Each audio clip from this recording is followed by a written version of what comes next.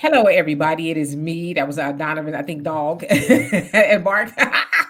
That wasn't me. That was Donovan's dog. Anyway, this is me, Demetra Kaye of the Demetra Kaye Show, where we promote Black love, knowledge, and understanding of all things that go on in the Black community to make us an even better people with the emphasis on even because we're great people, but we can always try to do better. Like I said, big giant thank you and hello and welcome to Donovan, the recovering Democrat Sadiq. We are not live. This is our podcast where we chop up whatever subject we're going to talk about. And I'll tell you about that in just a second between him and I. So that way we can just, really have a good conversation. Of course, later we'll be back live at 5 p.m. Central Time. And I think we're going to talk about, we're going to talk, I sound like an Italian or something. I think we're going to talk about I don't even know where that came from. Jay-Z. Not for gossiping purposes, but to understand some things. So I would ask that when we do have that conversation, y'all come with your logic and not your emotions, okay? Because this is what it's going to take. Yeah. Because God knows that I made a post about it yesterday and some people are just dove off the deep end. Anyway, today we're going to be talking about, where am I getting that from? Today we're going to talk about the case of Daniel Penny, where he, let's call it what it is, lynched that of Jordan Neely, and I'll get to in more detail about that in just a few. But in the meantime, Donovan, how are you? Doing great, doing great. And but when I come on,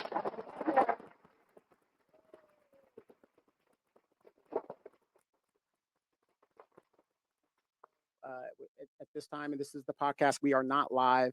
So please don't think that we are. We like the comments and like that. But do us a favor. We have a scrolling banner at the bottom. You guys can contribute to the show. Cash App, PayPal, Venmo, cash, money order, however you guys want to do it. But before we really get into stuff, I want to say the Dallas Cowboys are officially eliminated from playoff contention. So there's no point in you guys watching the Super Bowl. I mean, there's no point in doing that. The Cowboys aren't in it, so there's no point in going. But do not forget to download the African Diaspora News Channel app. You can get it on Google Play, Apple Store. There you can get continued great videos from Demetra Kaye, Brother Phil Scott, Vicky Dillard, and Wangel, and a whole host of contributors there that are telling us what's going on all around the African diaspora. As you know, the world is very tense right now. There's very, very tense going on. Syria has fallen. Israel has supposedly, allegedly, is on the outskirts of Damascus. Yeah, we have a senile president that I don't know what's going to happen. So we're going to see how that's going to go. But those are ways you guys can do. Go ahead and subscribe to that. You could do that for a year, which is the best way to do it. Do a year subscription. Then you can get all this information. And they have additional channels, also the Emancipation channel, where you're going to see videos that you probably won't see on YouTube and other programs that do that. But this situation here that we're going to talk about, Demetra, I think it's very important to talk about it because there's a lot of speculation on what's going on here. So let's get into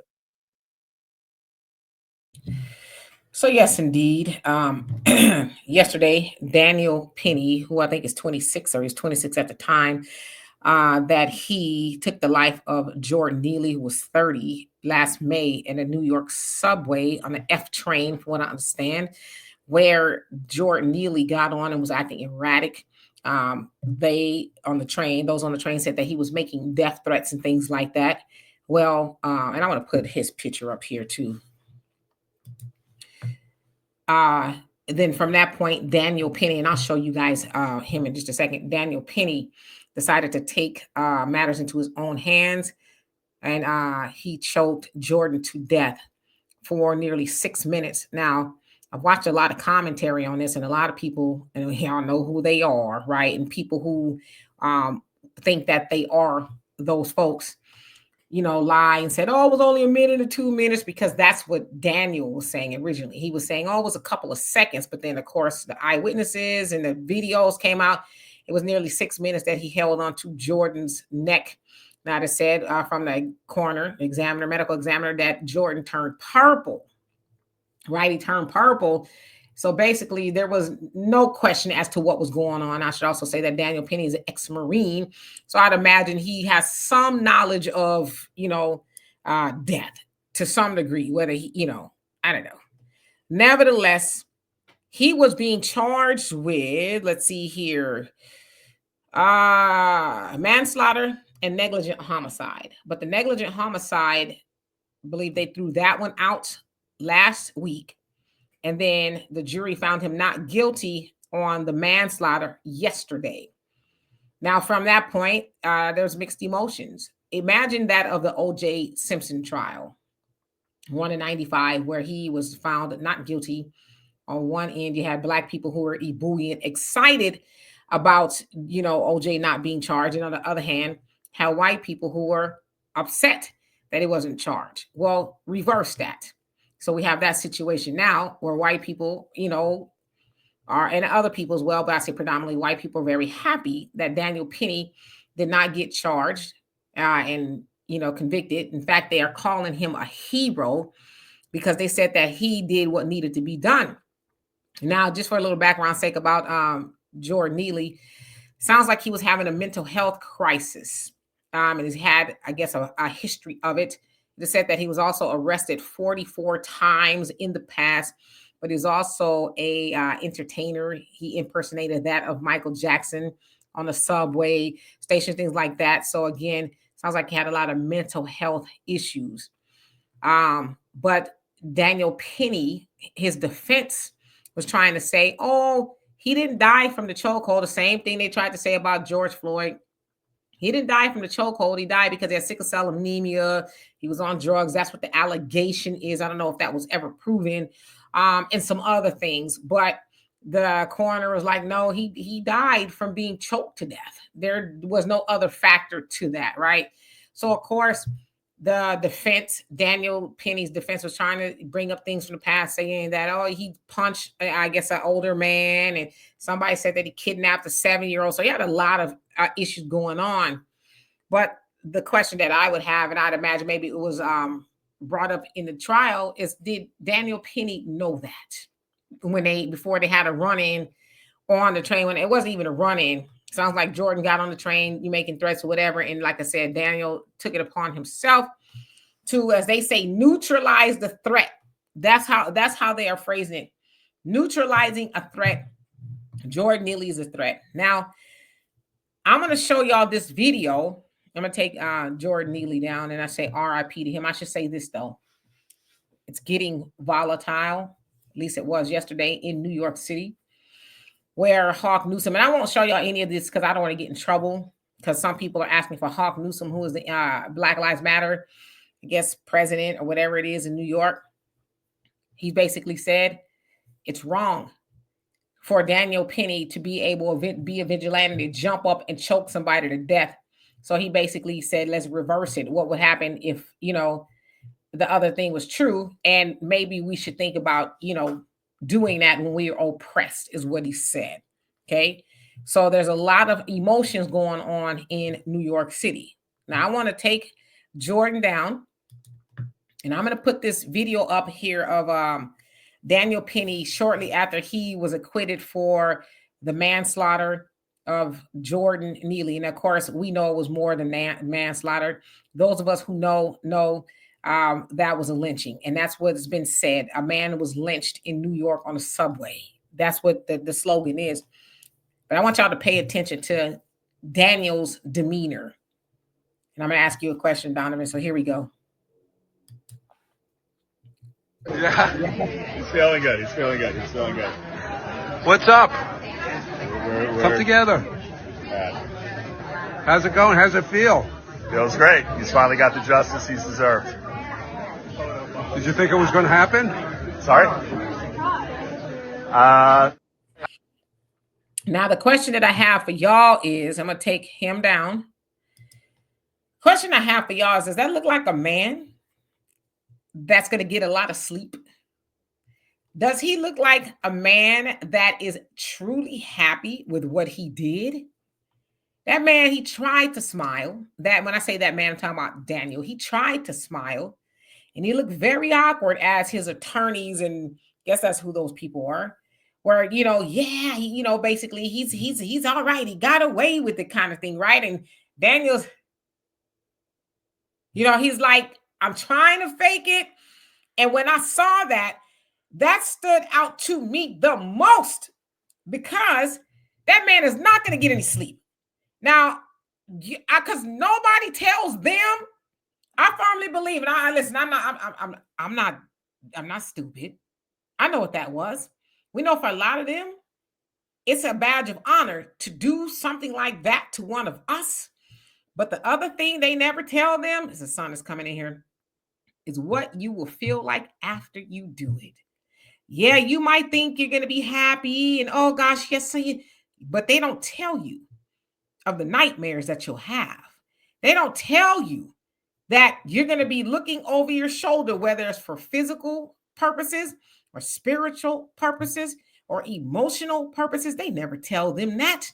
They never tell you that the ancestors of Black Americans are not asleep. They never tell them that. So when I saw that, I'm going to show that to y'all again, just so you'll know. And I don't know why I'm belabored here, but let me try to get rid of some of these things off my bottom here. And maybe I'll speed up a little bit. Okay, I'm going to show this to y'all again. And I want y'all to see his reaction. Here we go. Yeah. He's feeling good. He's feeling good. He's feeling good. What's up? We're Come together. Yeah. How's it going? How's it feel? Feels great. He's finally got the justice he's deserved. Did you think it was going to happen? Sorry? I'm going to remove it. Now, again, he's 26, 27, somewhere around there. He's still a young man. But that right there, to me, because I know a lot of people are upset that he got away with it, and I'm going to put that like that. But that look on his face says to me, he knows he did not get away with that. Donovan? Yeah, very, very unfortunate situation there. I just want to cap on this. Like I said, either way it goes, there are no winners here. You know, we got a young black, another young black man that is gone. This man's going to be affected probably for the rest of his life. But one thing we know about death, if you know anything about death, you watch any of these shows and stuff, if you've been in the military or whatever, one thing you know, that there's a bone in your throat that when you're choked, that bone gets broken. That's a definite indication that you've been choked. And that's usually, I think it's some thorax or whatever. I'm not a doctor, but there's a bone that they verify that's definitely a choking. And one thing people got to understand about the armed forces is Marines are trained killers. That is their first job. Doesn't matter if they're a Marine. Oh, I'm a Marine pilot. Oh, I'm a Marine supply. Oh, I'm a Marine cook. Their first job is kill. First job is kill. Now, we talk about the Taliban and how fanatical these Islamic groups are. What do you think the Marine Corps is? These guys actually are indoctrinated to believe they are supermen and women. They actually believe that. Demetra, for some reason, you had a baby for a killer. You had a baby for a killer, a trained killer. Like she loves it. But I didn't mean to make a light of this, but yeah. We also got to remember I'm not saying that some of these guys are walking time bombs, but some of these guys that have been in combat, whatever, they are literally walking time bombs. And I'm not making excuses for them. What I'm saying is Marines and the Army, their first job is kill. That's it. I was in the Air Force. My first job is not kill. My first job is, would you like some tea? Maybe some sugar? Do you need anything else? Anything else we can do for you? You know what I mean? That was my first job. So, but there's a saying, and it was said in the movie Unforgiven. It's a hell of a thing to kill a man. You take all that he has, all that he will have. Just think about that. You've taken everything from this person and everything they ever will have. And that plays on your mind. And remember, this is a young man that's 26 years old. I'm not making excuses for him. What I'm saying is what I saw in that thing, that was a man that is really trying to function and process what just happened. Just think about it. I know that I choked this man, believe it or not, or whatever the reasons are. And we know sometimes when you go to a lawyer, you could be guilty as hell. The lawyer's job is to get you off, right? And he's probably wrestled with this, especially being a former Marine. You know, we have the Marines do a code of conduct, a code of a duty, honor, country. And he's probably wrestling with the fact that, hey, I just took this man's life when I could have probably used, I'm paraphrasing, I could probably have used some other type of method. Now this man is dead, and I'm going to have to deal with that for the rest of my life. And it's very, very sad. And the young man that was taken, Demetra, I know this is going to be unpopular what I'm going to say here, but I'm just going to say it. Would this young man be alive if we had a federal police commissioning bill or commission that was supposed to happen under the Biden administration? Would this young man be alive if we had a George Floyd bill that really had some teeth? Would this young man be alive if the Democrats, who keep talking about all this stuff that, we're the champions of this and we're the Black People's Party and all this other, that for a party that is supposed to be so pro-Black, I don't see any legislation on the books that protect Black people. I just don't see it. I don't see it. And this is the question that comes to my mind. I'm not saying the young man deserves it, but how many examples how many George Floyds are we going to get? Oh, but the Republicans ain't going to do nothing. Blacks don't vote for the Republicans. Democrats were just in power. What bills are there to protect us? The FBI came out with a memo and said that the most discriminated and the most hated group of people in the United States are Black people, but yet we don't have any coverage. Ahmaud Arbery, how many of times are these things going to happen before we wake up? And I'm not advocating violence to anything, but I will say this: to walk around here unprotected and not having any type of protection in your home, especially if you are a single parent, be it male or female, I don't know what the future is going to hold. But from what I'm seeing in the future and the reality in the earth that I live on, in this universal MCU, whatever you guys want to say, alternate earth, Black people are in trouble and we have no protection. No protection, not even in the courts. Video shows that this young Black man was choked out for whatever reasons. And the perpetrator is found innocent. Very problematic.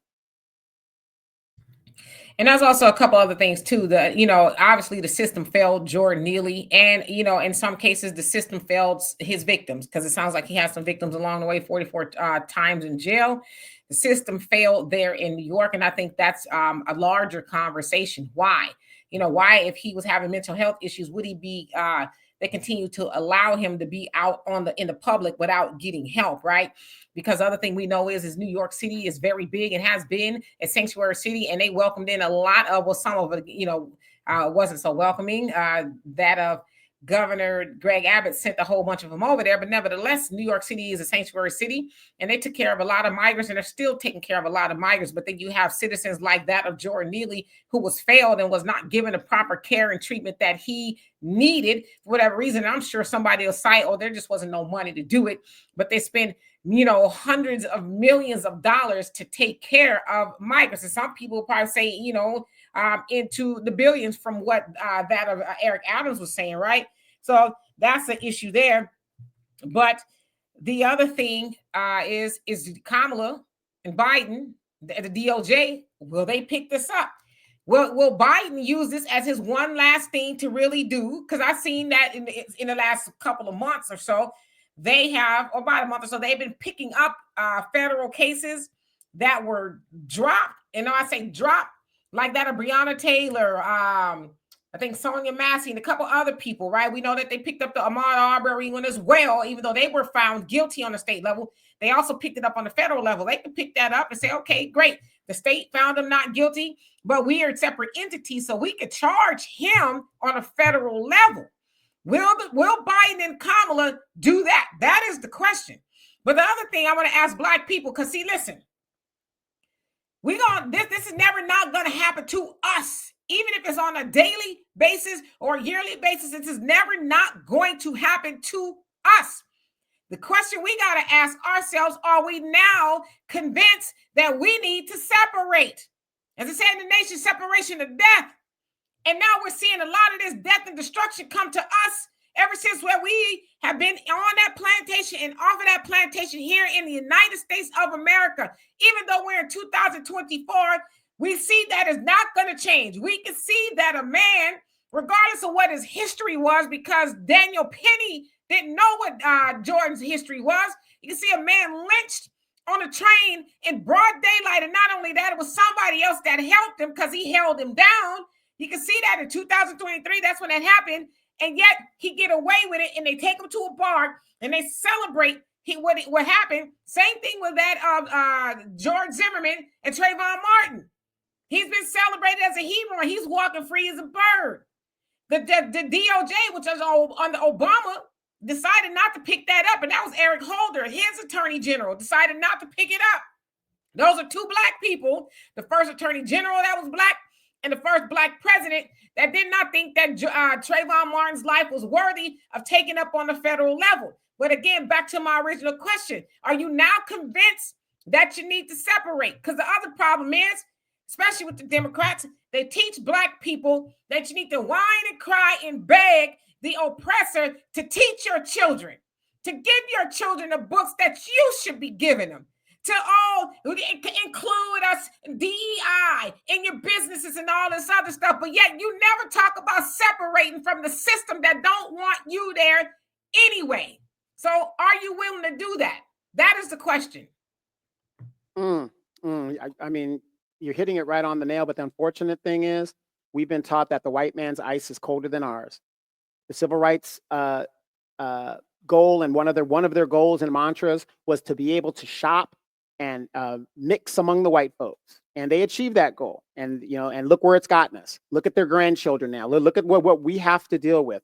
The revolution stopped once the leaders were getting killed off because those cowardly Negroes didn't want to step up, and so they realized, hey, I can get a bag off of race hustling. And that's what's been happening lately when you see all these pastor pimps and stuff like that.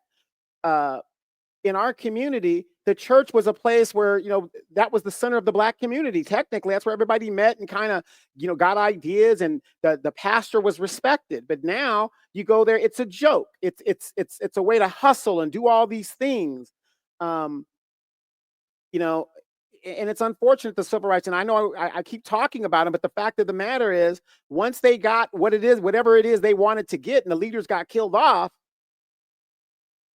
time to go get my Becky, time to go get my Cadillac, time to go get my hose. I mean, go look in your photo albums of your uncles and aunts and your grandmothers and your grandfathers in the 1970s, and you're going to see them laid up against the caddy in their little nice. I mean, that's just what the meant to run. They were doing the drugs and the free love and all that other stuff.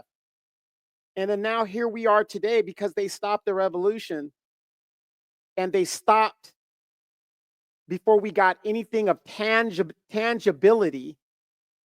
And now we have to pick up and do this without any guidance. Because if you really think about it, Demetra, I look at the older generation. What do we got? We got the Maxine Waters. We got the Sheila Jackson Lees. We got the John Lewises and stuff that don't want to do anything. They don't want to educate and whatever. And if they do educate, they keep passing down the same old Jim Crow type servitude. Oh, just do this. Don't make too much trouble on that. Don't do this. Just say enough and just but don't do nothing for them. Whatever the deal is. And so I'm going to have to agree. I mean, how many deaths is it going to take before we wake up and we say enough is enough? Well, if y'all don't do this, you're going to lose your Section 8. Then lose the Section 8. Because if enough black people are out homeless in the streets in a government that's supposed to represent everybody else, it becomes a humanitarian crisis to where the UN needs to step in and ask the question, how can America talk about what's going on in other countries? And you got Negroes that are sitting out in your own country, homeless and barren and don't have nothing to do. But the problem is we don't want to lose what we got. It sounds like Rocky. It's not me, Adrian. I don't want to lose what I got. I got the kids. When it was just me, I could go out there and just fight. No. Again, let's lose the Section 8 then, if that's what it's going to take. Let's make a stand and separate. Where are we going to go? Any place is better than here, as Brother Malcolm used to say. But the problem is we've been indoctrinated so badly so badly that we cannot live without the white man next to us or the other man next to us. We got to work for somebody. We got to do this. And I sit here. I was talking to somebody on the phone, Social Security. I can't get my Social Security in, early until I'm 62, right? But I'm talking to the person. And it's just crazy how I haven't worked since 2012. And people can't even fathom the thought of not having to report somewhere and do something. Like, what do you do during all that time? Anything I want. And the reason why I'm able to do that, because I wasn't afraid to say, you know what? I'm not going to get the Mercedes. You know what? I'm not going to have the 8-bedroom house. You know what I mean? I wasn't afraid to say, you know what? I ain't working for nobody. I'm tired of people telling me where I need to go, be here on time or whatever. I look at a lot of families out here. You've got women and men that will listen to their bosses more so than what they need to do for their family. Dad, I really need you here for my game. It's really important to me, whatever. Oh, son, I like to be there, but I got to work. Some things are just not that important. But again, how many deaths is it going to take for us to say, we're enough? If this has happened in the Latin community, because their diaspora is so big, do you know how many Puerto Ricans and Venezuelans and Mexicans and Guatemalans, even though they come from different countries, they've got one thing in common. They're all Latin and they all speak with that one language, little dialect. They would be jumping up in arms and the government would act. But the pro-black person, good old Toby. Toby's just going to sit there and take it, cry a little bit, and we can do more to him. Simple as that. Yeah, and a lot of these so-called black leaders, black misleadership, they are still playing out of the Big Six playbook, where it said that via that of the JFK administration, they got together the 6 prominent leaders, black leaders in the 60s, and one of them was Martin Luther King, John Lewis, and some other ones, and basically told them, go back to your community, pretend, keep them on the precipice of justice, but don't allow them to do too much. Because as Malcolm X told it, black people back then were really going to turn up. They were going to disrupt the system to the tune of doing things like laying down on the LaGuardia airport tarmac and disrupting planes from landing. Like, they were going to really do what they needed to do. So Martin Luther King and the rest of them were given about $1.5 million at the time to split between the 6 of them, which is a lot of money, to go back to their respective organizations and say, hey, we shall overcome, but we shall not do too much, for lack of better words, right? So a lot of them are still using that playbook, and we just don't know that they're doing it because we don't know history. Now, the other thing, as far as, people rather work for the man, that's part of that separation conversation. Are you willing to separate? Are you willing to do what is need to be done so that you don't have to answer to the man? Now, of course, living in the United States, you're going to have to abide by some laws and rules. But if we were to just be amongst ourselves, we would feel less of a blow like everybody else do when they live in their own communities or whatever the case is. See, black people need to do that. But as I said, we are so concerned with being included with a person or people who do not want to be included with us. But we got to realize who we are. See, those people can't even boil water, don't even know how to boil water unless we show them how to do it. You're talking about the people that don't even to this day wash their legs, okay? You're talking about the people who have to be taught by our people how to even take a shower. That, you need to take a shower every day because you smell bad. You ain't took one in 6 months. They have to be taught mathematics and a whole host of other things from us. But we forget who we are because, as Farrakhan has said and James Baldwin has said, we didn't create the N-word, but we live by it. We live by it to this day, forgetting who we are and where we come from. So we have been sold a false bill of goods, and that we need to be around them. We need to be at your schools. We need to just, as Donovan would say, eat your seasonless soup. That's what we signed up for. We got rid of all of our unity, our neighborhoods, to go eat seasonless soup with Becky and Brad. who didn't want us there. I ruled the day if I had to think about all the saliva that our people ate behind trying to prove a point by sitting at somebody's lunch counter that did not want you there for what? Look at the dilapidation that has taken place in our neighborhood. Yeah, there's a lot of racism going on, still a lot of racism now. It's covert, but there's a lot of racism then. But guess what? We had each other. We had the man and the woman in the home. We had our children intact. Everything was much better. We were shopping. We were recycling dollars with our own people. And then we got sold the false idea of civil rights. And to this day, we cannot say how we have been better for that. So, Donovan, when you talk about this misleadership, they're still trying to sell us on the idea that civil rights is where we need to, we got to keep fighting for voters' rights and this, that, and the other. What difference do it make what rights we have if we keep robbing ourselves of the rights by going into the booth and making the wrong choice? Now, also, as the Honorable Elijah Muhammad said, how the hell you going to get civil rights when you don't even got human rights? This white man in America and his system don't even see you as human. Because I tell you what, it would have to take somebody who was devoid of any good to get on that subway and choke out a black man for 6 minutes and think that he did something good. And in fact, there was witnesses that said they saw him laughing as they were trying to administer help to Jordan Neely. So somebody is laughing at that and then lying, say it was a couple of seconds. I like, does that sound like a good person? Now I'm going to say this and I know it's going to be unpopular, but I don't care.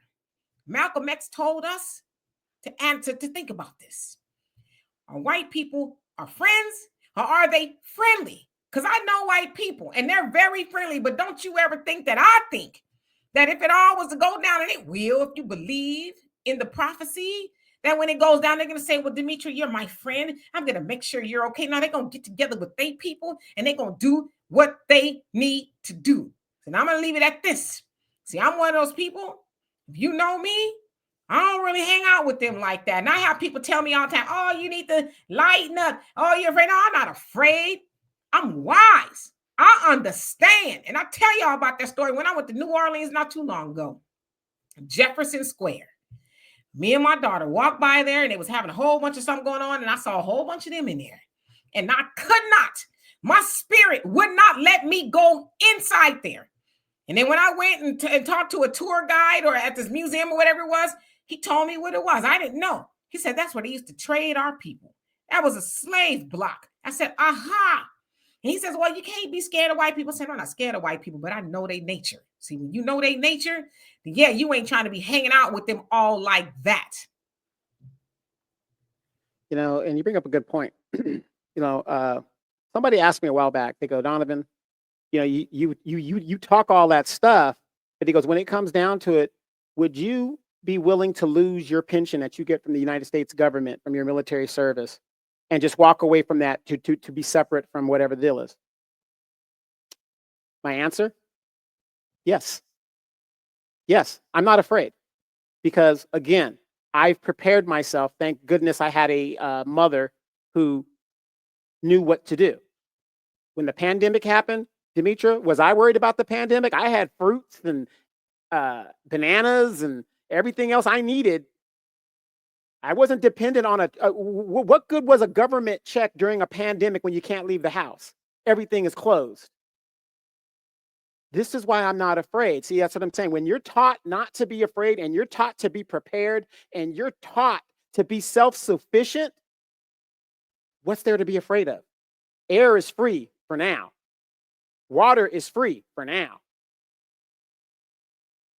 If I have land, I could farm. I could do what I can. I can feed myself.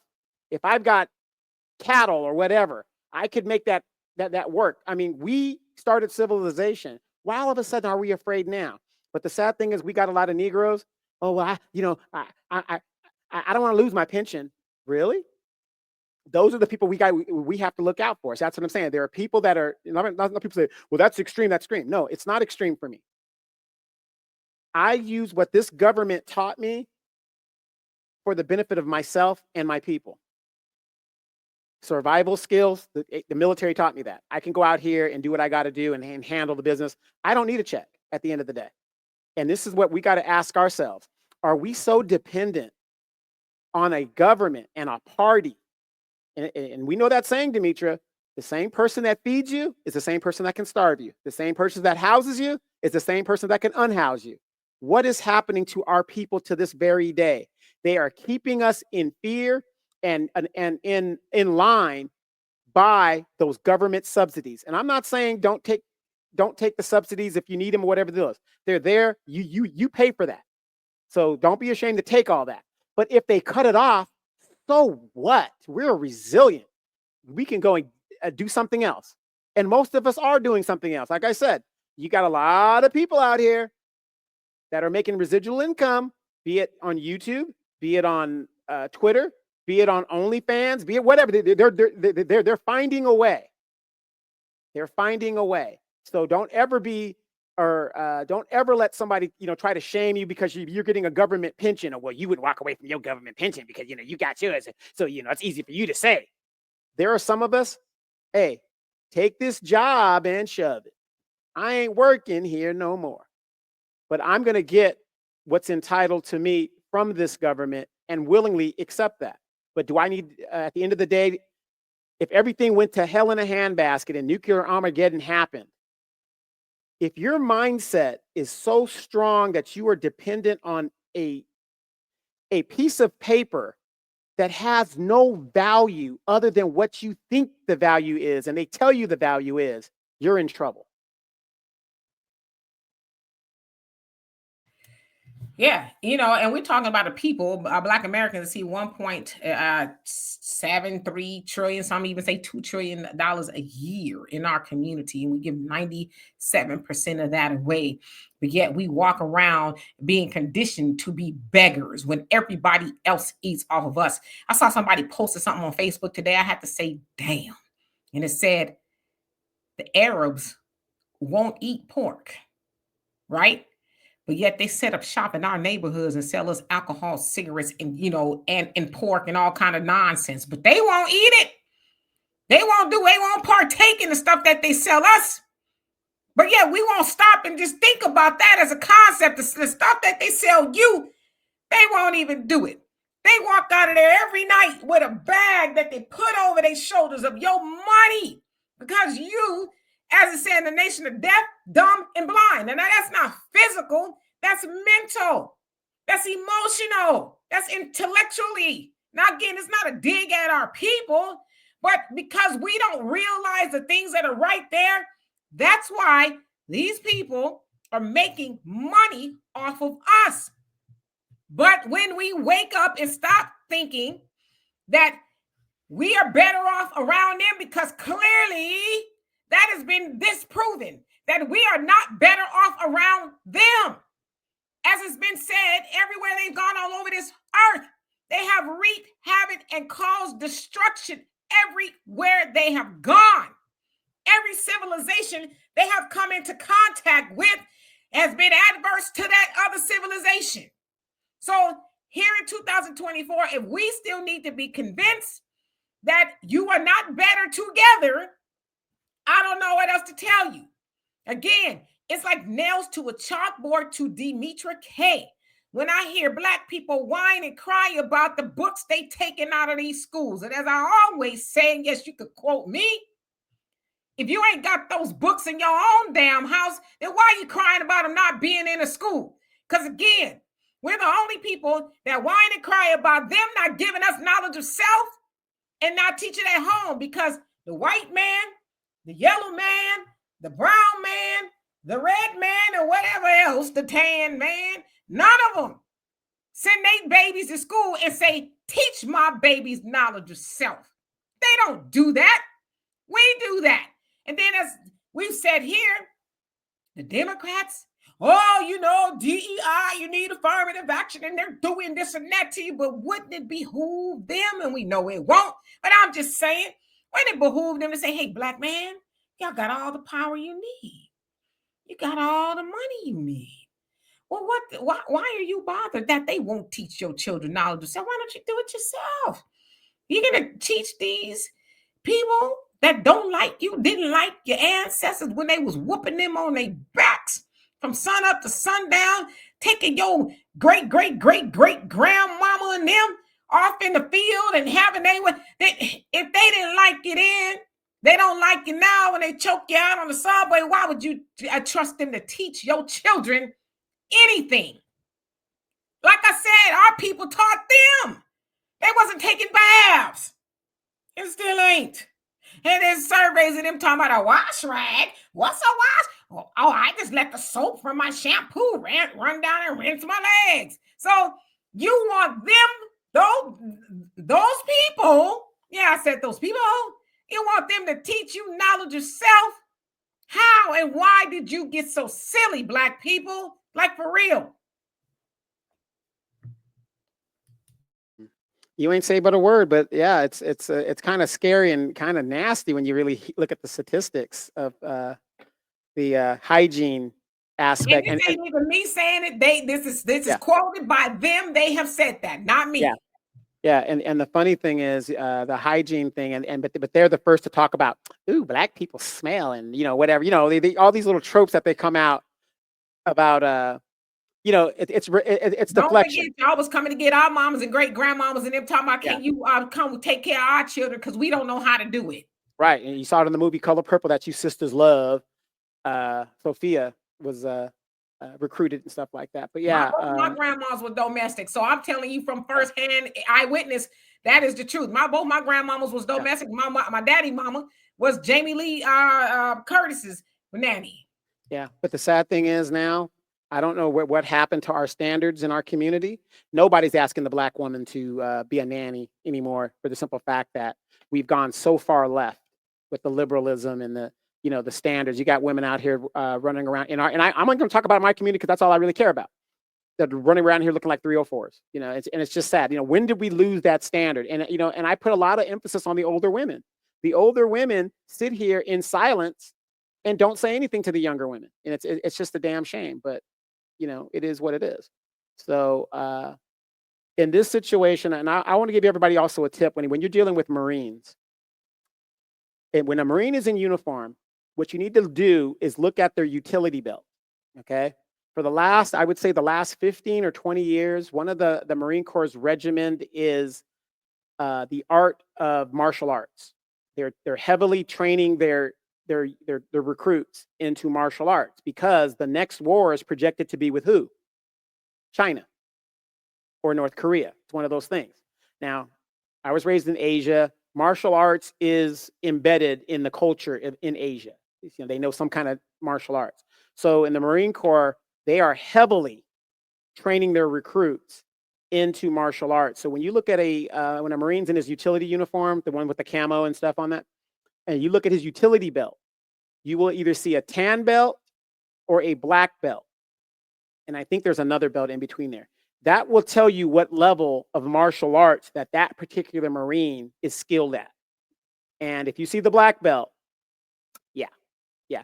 The tan belt is usually like basic. He's got the basic skills and all that other stuff.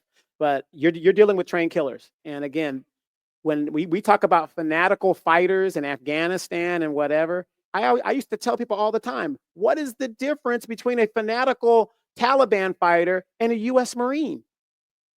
None. They both believe in what they believe in. They're going to fight and go get that hill, Marine. Yes, sir. And they just go and it gets done. So again, and it's been said, women love bad boys, and there ain't nothing badder than a United States Marine. Yeah, he was a little off. But yeah, it's gonna take both of us, men and women. We've lost our way because my dad is 80, and my dad is a very upstanding man. Nation of Islam since he's 19 years old, right? So he's got that good teaching. And just like the women in our community need to see more women be women like our grandmothers used to be, because there's things our grandmothers would never do that these women are doing now. My grandmamas wore a bonnet and a muumuu in the house. They would not be caught outside with that. Nowadays, it's normal. Our grandfathers, even if they was going up the street to the mailbox, the post office, they had on a belt, some slacks, and some shoes that was probably shiny and a nice shirt, right? They didn't go outside just looking disheveled, any and old kind of way, hair all over their head. They were clean shaven, hair was clean, all of that. They were appropriate, not just how they looked, but how they spoke. One of the reasons why I love watching black and white movies, is like my favorite genre, is because, or even like old clips from the 50s and 60s, it's because of their diction. When they spoke, they were very well spoken. It was, why, I'm saying, well, I don't know. They were very proper. And I didn't want to call it the Queen's language or whatever, because that heifer probably stole it from somebody else too. But the point that I'm making is they spoke in a respectable manner. They acted in a respectable manner. They dressed that way too. Now at home, they was probably hot girling and all that other, but we never knew what Gloda Dean and Melvin was doing behind closed door, because all that wasn't our business. But when they were out there, they were the example. The children were an example. It was rare that you saw a mama outside with her children disheveled. And one of my favorite songs is in Living in the City, Living for the City, I think it's called, by Stevie Wonder. And he talks about the girl. She didn't have many clothes, but her dress, she was always clean. And that was the case with them. They didn't have a closet full of clothes. They had a couple of dresses. And every time you saw Gloda and Melvin and the kids out, they were clean, iron, hair, everything, lotion, everything. The stuff we seeing now, see, we got to get back to that. We, and Donovan, I say this, it was our generation that dropped the ball, because my mama's and your mama's generation started to drop the ball, right? We're the latchkey generation for a whole host of reasons. We don't have time to get into all of that. But our generation is where the kink in the chain happened. And we have been teaching degradation ever since. Now, when I say we, I'm not saying me and you, I'm just saying in general. We've been teaching degradation, and we need to unteach that, because we know we are Black woman, I don't care what nobody says, is proven. We are the mother of civilization. We need to get back to that ideology. See, as they said, we have been acting like the N-word. And when they teach us Black history, they don't teach the Black history of all the inventions, all the kingdoms and the queendoms and stuff that we had. They don't teach you about Mansa Musa. I've never heard about Mansa Musa at school. So we got to go back to that and remember. That's why I know a lot of times people, especially a lot of brothers, have a problem with Black women being called queens. And I always say, yeah, we call each other a queen because it's also a reminder that you need to be acting like that. You may not be, I might call you a queen and you may not be acting like that. But when I call you queen, that's because that's a reminder for you to remember from where you came. Straighten your goddamn crown. You better put an arch in your back and act like you somebody. That's what that means. So we need to get back to that. Amen. Amen. I can't say it better. But as we end this section, I just want to say 29 years. Now, the plan for the Dallas Cowboys is this. Next year will be 30 years without the Cowboys in the Super Bowl. That's our year. It's going to be 30 years, and we're going to go all the way to the Super Bowl to remind you guys that Cowboys are coming back on top. I think it's been planned this way, the 30th anniversary, and that's what's going to happen. So as America's team prepares for next year, in all seriousness, we have to prepare as a people for the future. And you know what, Demetra, and I know I'm joking about the Cowboys. I'm not joking about the Cowboys, but what I'm saying is I noticed in our group of people, everybody's living day to day because we don't have the wealth. Nobody has $300 anymore in their savings. It's just been taken. I mean, Black people we're at the bottom of the economic scale, and I notice people are living day to day. They're just trying to survive today to make it to the next day. We need to get back to strategic thinking and the long-term thinking. I don't think Demetra and I are sitting up here doing this show so that we could benefit from this or that. No, I'm doing this show for my grandchildren and my great-grandchildren, because if we don't make a stand now as a people, if we can't stand now Do we have another 10 years to wait for them to galvanize themselves and do more and more and more? Do we have 10 years to do that? I don't think so. We need to make a stand now. And that's why we continue to do what we do here. Yeah. And I'm going to just reiterate what I said. Black people, to say in a nation, has been said so many years, separation or death. Marcus Garvey was trying to get us to leave here over 100 years ago because he knew, right? The Honorable Elijah Muhammad has said to us, the message to the black man in America, the separation or death, said it in the fall of America. At what point do we become believers? Now, I know that some people don't believe, and that's why I don't get mad when I hear verdicts like the one of Daniel Penny, because if you've been paying attention, you've been watching the weather, as we've been told by the Honorable Elijah Muhammad in the fall of America, then you see what America has got coming to her. Right there in Malibu, they got a fire going on that's raging out of control. We're seeing these fires all over in these nice little enclaves of, of these, these people who think that they don't have to atone for the original sin of slavery. I mean, they don't have to atone for that. Our ancestors didn't have anything to do with that. Well, God says differently. And the Honorable Elijah Muhammad said in the fall of America, the calamities of fire, rain, snow, and hail, and there's a couple other ones. You're going to see that unfold, and we're seeing that. We've been seeing it for the last, decade or so, where places in America where you'd be like, really? That? Not too long ago, California last week, I think it was I had a 7.0 earthquake, and they thought we better be on a tsunami watch. Tsunami watch. And y'all know what a tsunami does, right? So just like, and you know what the problem I have with this book? Not that I have a problem with this book. You know how many white people read this book? There's testimonies on the back. Reader's Digest, New York Times Magazine, Cosmopolitan Magazine. They've all read this book. You don't think they know what this book was in this book? Problem that I have is you don't know what's in this book. In the fall of America, Honorable Elijah Muhammad talked about these UFOs. That's, the mother plane, the mothership that everybody, that ain't no mothership. United States government CIA says, yes, there is. Okay, so I'm saying all that to you to say, God is not asleep. Don't you for a minute, Black people, think that Daniel Penny's and all these other people could do what they have done to Black people all the way from way back then. And don't you think they're going to get away with it? They know. That's why I wanted you to pay attention to the look of Daniel Penny, because he knows that he's got a lot of sleepless nights coming his way because God is not asleep.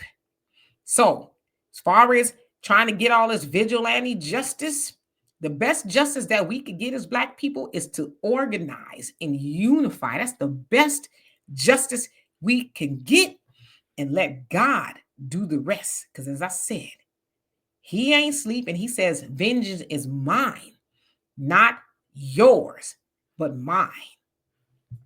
Anyway, God, did you have something to say? That's it. We'll be back here at 5 p.m. Central Time. We're going to be talking about the case of Jay-Z, Sean Carter, that has unfolded over the last couple of days. Please, again, bring your logic and not your emotions. I will be blocking people because that's the time I'm on. I love y'all, but I'm just, we can't have a civil, logical conversation. I say I don't do emotions. I know there's a lot of, podcasters and video people on YouTube and everywhere that do all. I'm not. Okay, first of all, I got some gray hair and I don't want no more. Blood pressure is good. And I'm not gonna raise my blood pressure, argue with fools. I'm just gonna say that right off. So anyway, we gonna get out of here.